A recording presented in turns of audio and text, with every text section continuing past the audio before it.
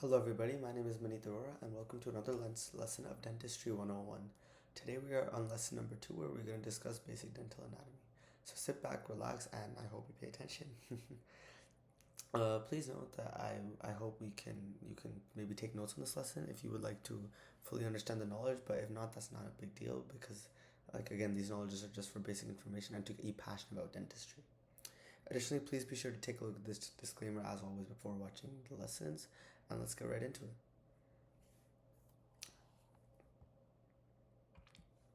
Now, the two arches of the jaw. So there's a maxillary and the mandibular. The maxillary is the one attached to the jaw and our skull, so we cannot move this one, while the mandibular one we actually can move. They both consist of 16 teeth each, making up our permanent dentition. So as you can see from the image, the maxillary is on the one on the top and the mandibular is the one on the bottom. If you were to try it yourself, you can move your mandibular jaw, but not your maxillary one.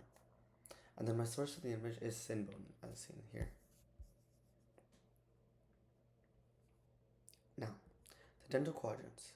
So as we see, there's a midline split, so to make it easier for the dental assistant and the doctor himself. So there's the maxillary right quadrant and the maxillary left quadrant, and then there's a mandibular right and left quadrant, obviously. And the first left image is the primary dentition. This consists of 20 teeth, and is the teeth you have typically with your baby teeth, as we refer to them, before they fall out and your adult teeth erupt.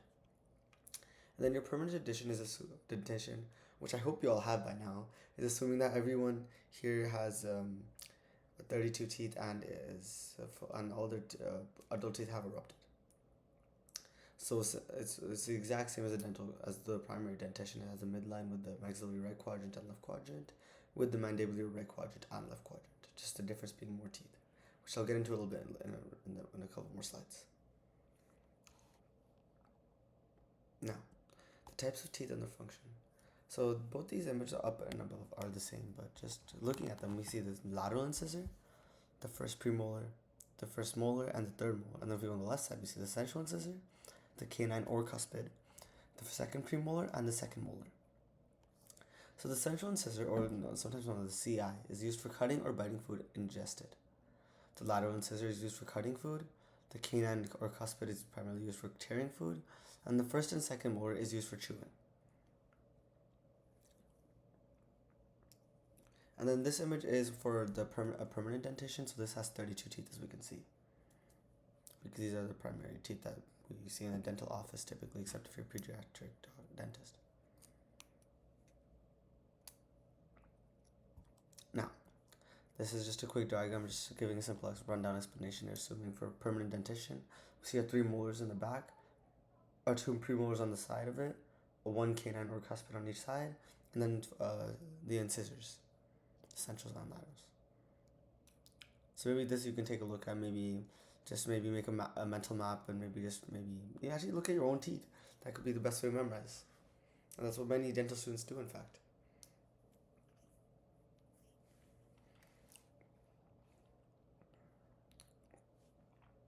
Now, the primary versus permanent teeth. So the primary teeth, the central incisor, which we see 4 of them, they erupt within 8 to 12 months of being born. The lateral incisors erupt later, around 12 to 24 months. The cuspid or canine erupts 16 to 24 months later after being born. The first molar from 12 to 16 months after being born. And then the second molar is 24 to 32 months after being born.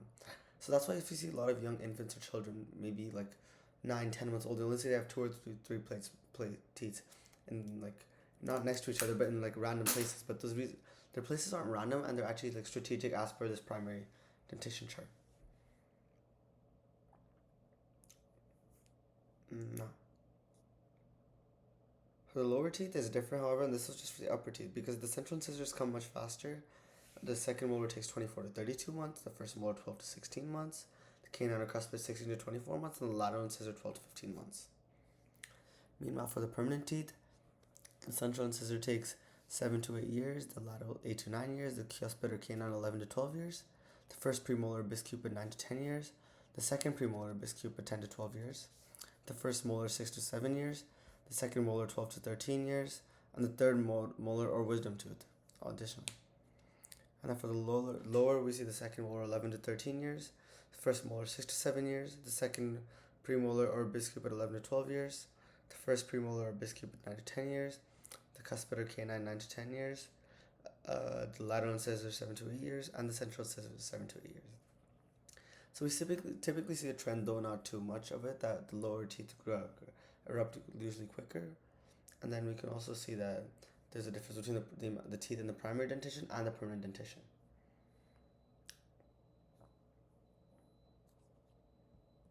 Now the anterior versus posterior teeth. So the anterior consists of there are 6 front teeth.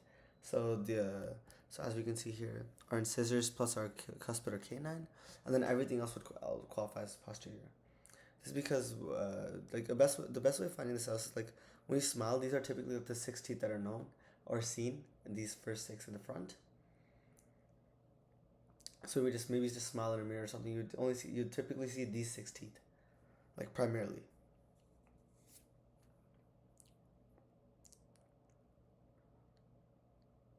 Now, the division of the tooth. So this is quite important to know, and this should be common knowledge for all students who are interested in dentistry. There's 2 parts of the tooth: the crown and the root. The anatomical crown, the clinical crown, the anatomical root, and the clinical. So the anatomical crown, the clinical crown, the anatomical root, and the clinical root. Right, and the roots are always in the gum, as we can see in the image. So the clinical crown is the highest with the anatomical crown as well, and same with the clinical being higher than the anatomical root. So, and then we have an imaginary line as well, the cervical line, or the CEJ, the cemento-enamel junction. I apologize for any mispronunciation. But yeah, this is the 4 major parts of the tooth that we qualified under. Now, the surface of the tooth. So the mesial is the surface towards the midline. So I think we have a drawing. The midline's towards here, the midline, surface towards the midline. Then the distal is the surface away from the midline. The labial or facial is the outside surface on anterior teeth towards the lip. The lingual is inside surface towards the tongue, and referred to as the palatal surface on the maxillary arc. The incisal edge is for biting or cutting edge. And then going down to our posterior teeth, the mesial is the surface towards the midline. The distal is away from the midline. The lingual is the inside surface towards the tongue. The buccal or facial is outside the surface towards the cheek, and the occlusal is the pulverizing or chewing surface.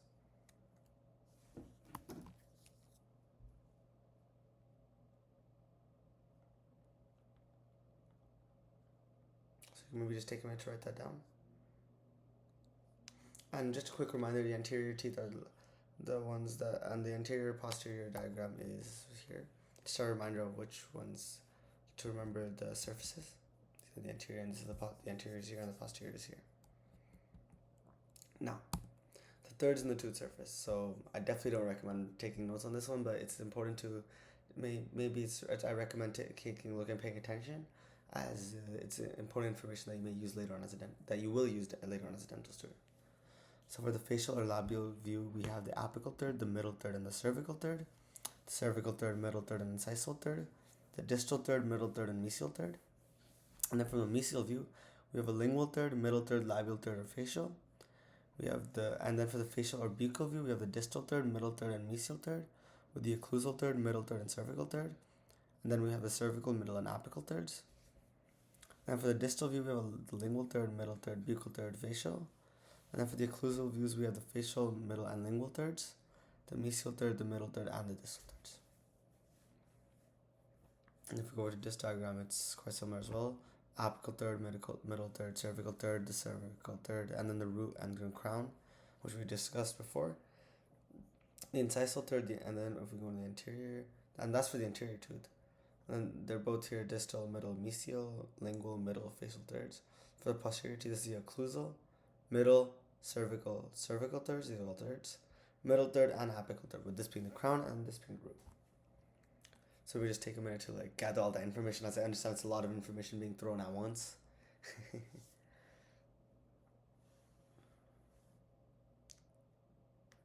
Now, grooves and ridges. So these are a diagram of grooves and the diagram of ridges on the teeth, this is a lot to take in, so I recommend maybe looking at this rather than these diagrams, as these are a lot more complex. These are much more detailed as well, but for now I recommend just looking at the basics. So for grooves, if we go down the list, we have the buccal groove, the central groove, the developmental groove, the marginal groove, and the supplemental groove. And we look at the diagram, just going down it. the mesiofacial groove right here, the mesial marginal groove here, the mesiolingual groove here, the mesial groove here, the distal lingual groove here, the distal fossa groove here, the distal marginal groove here, the distofacial groove here, and finally the facial groove. And then for ridges, the main ones are the marginal ridges, the oblique ridge, the transverse ridge, and the triangular ridge. So we have some of them include the central fossa, the oblique ridge, the marginal ridge, the supplemental groove, the central pit, the transverse ridge, the triangular ridges here, and then the developmental groove. Let me just take a minute to note these down primarily. If you are taking notes, of course, that's optional.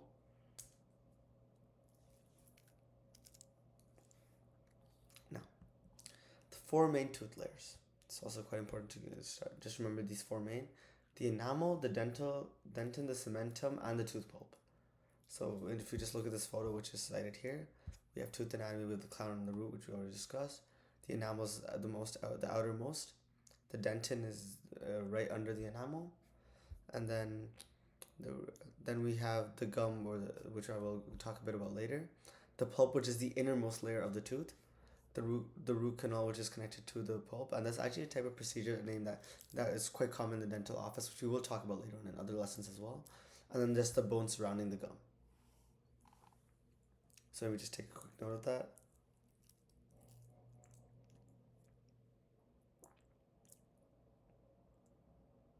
Now, the gums or gingiva. So the gum or gingiva are the tissues that surround the base of your teeth and help keep them in place. And the source of that quote is the Cleveland Clinic. And then the image source for this is the Mayo Foundation of Medical Education and Research.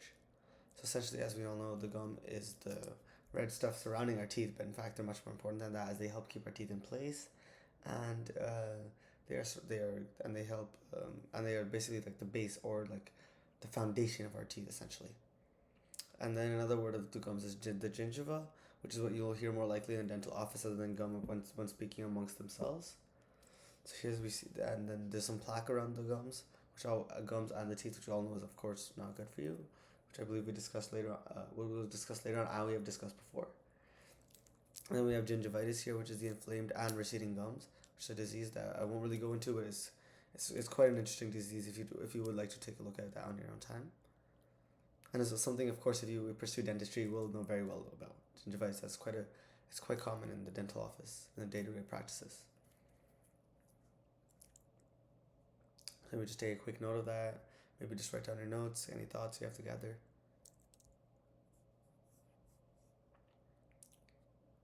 Now, dental face anatomy. So these are this isn't too important for you guys right now, but I'd say right now that we've already looked at the teeth, the dentition. So right now, just take a look at this. No need to take any notes. So this part right here, right above our lip, is called the philtrum. Right next, and this part of the nose is called the ala of the nose. That is called the nasolabial groove. So it just gives you an idea of what a groove actually looks like. This part on our lip is called the vermilion zone. This is called the labiomental groove. This is called the vermilion border. This is the labial commissure, and this is the labial tubercle. So it's important to know the dental face anatomy, as there's a lot more that goes into dentistry, just the teeth, right? Like I discussed before, dentistry is all more than just teeth, and it helps the whole body in itself. And a dentist should know the face that they are actually performing on and the parts of it. Additionally, in dentistry, it's important to know the digestive system. So here we see the mouth, and then our food is chewed typically through the oral cavity or our teeth, which then goes to our salivary glands, which I will just talk about on the next slide, going down to the esophagus, the stomach, and then the gallbladder, which then goes to the large intestine, small intestine, the rectum, and then anus, and that's just the main process of all food that goes through the oral cavity or our teeth, which is also important for dentists to know, as they should also know how the body works for dentistry as well. And it's something you will also have to learn if you pursue dentistry as you get older. Let me just take a minute to write this down. And I know a lot of the target demographic for these videos are typically high school students, so maybe you are learning this right now if you're in grade 9 or grade 10. And maybe if you're not, then you're definitely most certainly going to learn this. It's a very important part of science as you get old, as you go on in the year.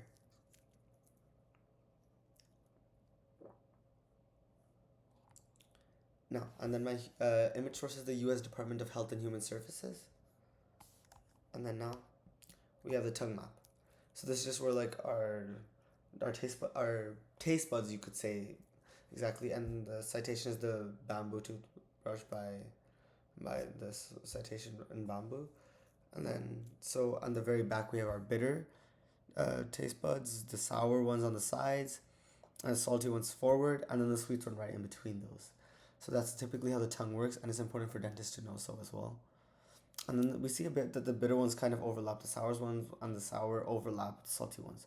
And then we see the sweets, the most dominant, overlapping a bit of the salty, sours, and the bitter. So maybe if you want to try memorizing this, though it's not too important, you can maybe just draw a sketch of it or something in your notebook.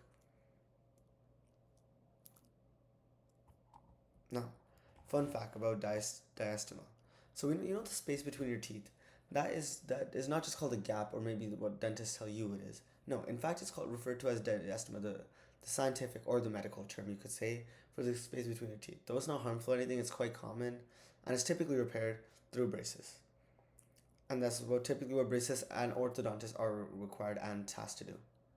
So though this isn't related to the lesson, it's a fun fact just to get your minds out of like a quite serious and truthfully heavy topic to learn about as of right now, being new to dentistry, and maybe this could potentially be being your first dental lesson. And then an interesting fact about diastema, you probably know a lot of people who have it, but some celebrities also have it as well. For example, if you were to search up a photo of Willem Dafoe, you could also see he also has a bit of diastema, which some people also refer to as a trademark of his, if anything.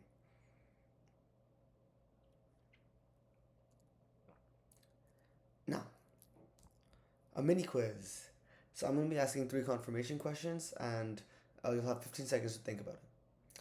So my first question, how many primary teeth and permanent teeth are there? You have 15 seconds to think.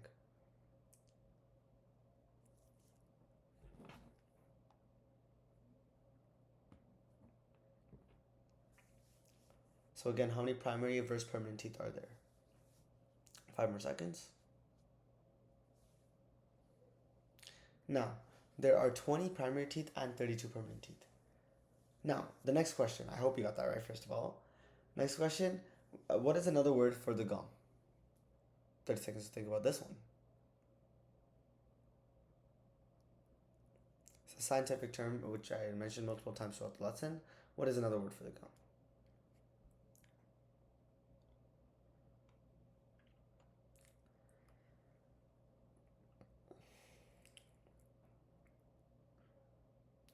And the answer to that is gingiva. Now, my last question, how many anterior teeth are there? You'll have 25 seconds to think about this one, or 30, 25 to 30 seconds.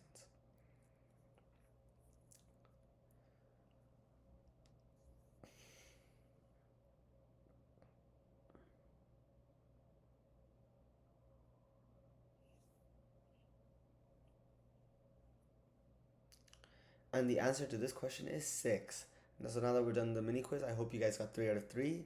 If not, you're more than welcome to watch the lesson again, as it's on demand and it helps me.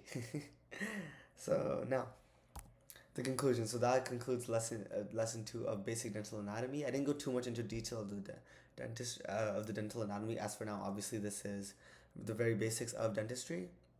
So I hope you guys enjoyed the lesson. Please be sure to let me know any feedback in our Dropbox.